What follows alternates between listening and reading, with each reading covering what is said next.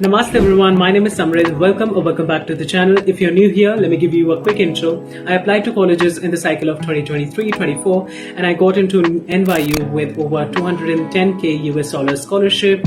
I got into University of Toronto with $190k International Scholar Award. I was waitlisted at Amherst, Colby and Emory, and I'm currently studying at Ashoka University. I'm a rising second year here and I'm studying on a full ride here.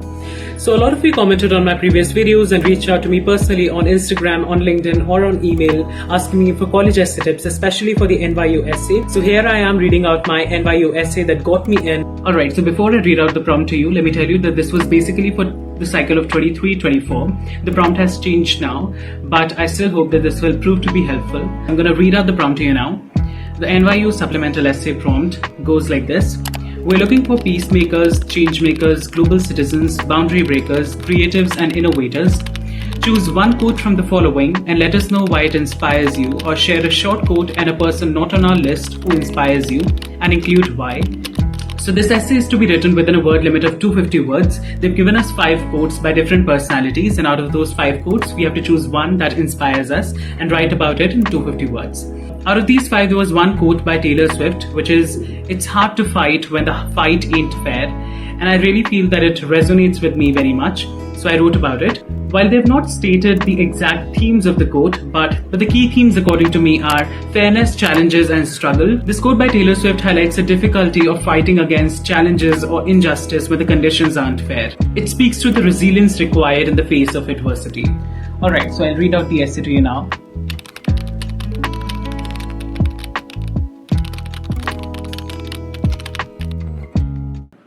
Seated in a cramped train corner after winning the IIT Kanpur tournament, my joy was tinged with the awareness that individuals from smaller towns like myself were underrepresented in such events because they lacked resources for English skills, contributing to stark disparity when they are expected to communicate fluently as adults, resulting in unemployment. Often financial barriers impeded my tournament participation, occasionally favoring students from the organizing community or elite schools. I asked myself, was I just chasing personal glory in these competitions? I chose to step back from the race and assist children in my community.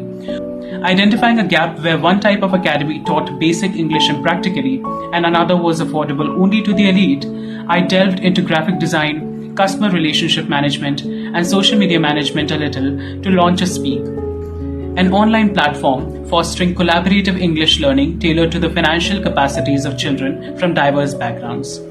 To enhance the learning experience, I introduced game-like structure where speaksters progress through levels, collecting stars along the way. Today, as X delivers a speech and speaksters from different cities communicate together in English, or Y's mother recognizes great value Speak holds for her child, for there's no English class at our village, or Z's father sends heartfelt thank you for the waived fee and also for encouraging Z to sing English songs, it's heartwarming. Extending Swift's word, I'd say it's difficult to fight when the battle ain't fair, but remember, every step you take to challenge the unfairness contributes to a more just world for everyone.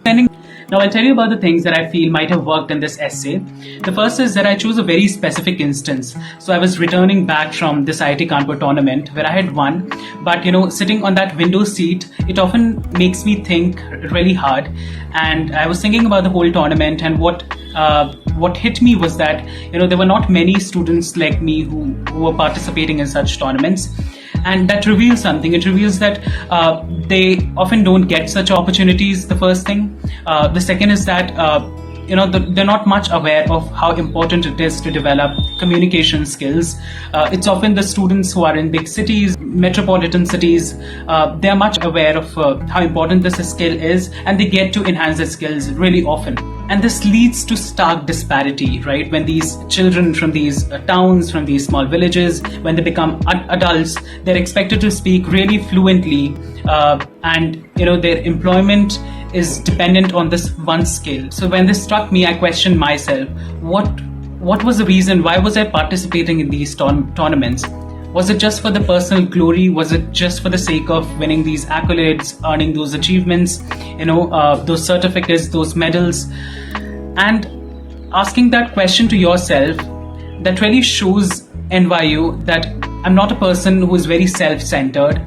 I tend to think about what's around me. I observe and I question myself because it takes, an open mind to ask yourself questions like this. So that was one thing that I think might have worked really well. I think colleges love it when you take initiative, but even more when you actually build something. So I didn't have teammates to accompany me. I didn't have funding. I was very clear in my head that I have to start it with zero investment. But I had this very strong why, and I worked around everything else. That probably showed in YU that I'm resourceful and action oriented, and that I'm not waiting for permission to make change. And there's this one line in my essay that I feel is really important: contributing to stark disparity when they're expected to communicate fluently as adults, resulting in unemployment. I think that one sentence connects language inequality to economic consequences. Another thing that I feel might have worked in my essay is that it's grounded in impact with real people, real stories. So instead of being abstract, I shared real stories. For example, X, who now gives speeches, Y's mom, who lives in a village with no English classes, Z's father, who thanked me for waiving the fee and helping his son sing in English. So these weren't stats, these were faces and emotions. And I think that's what made the essay feel more human and not preachy. And last but not the least, a reflective ending that ties everything together. So I didn't just end the essay by repeating Taylor's words, I extended them. It's difficult to fight when the battle ain't fair, but every step you take to challenge the unfairness contributes to a more just world. And it shows what's my intent behind what I do.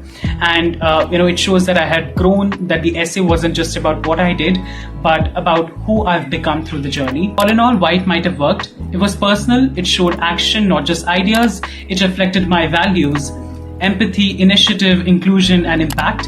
And it aligned with NYU's spirit: diverse, global, creative, and socially engaged. So yeah, if you're writing your college essay right now, I'd say be honest about who you are, what your values are, talk about what drives you, show how you build or act on your beliefs, and most importantly, don't be afraid to show your vulnerability. It's where your story lives. So I hope this video was helpful. If it was, please consider to like, share, comment, and subscribe, because I really want to make this channel big and broaden my impact. Also, if you're someone who is preparing for colleges and is soon going to apply, then you should follow me or connect with me on LinkedIn, where I upload a lot of college related content. And I'm soon going to launch something really helpful which will help you in your college application journey.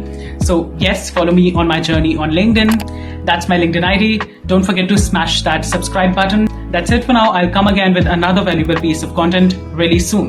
Stay happy, stay healthy. Bye-bye.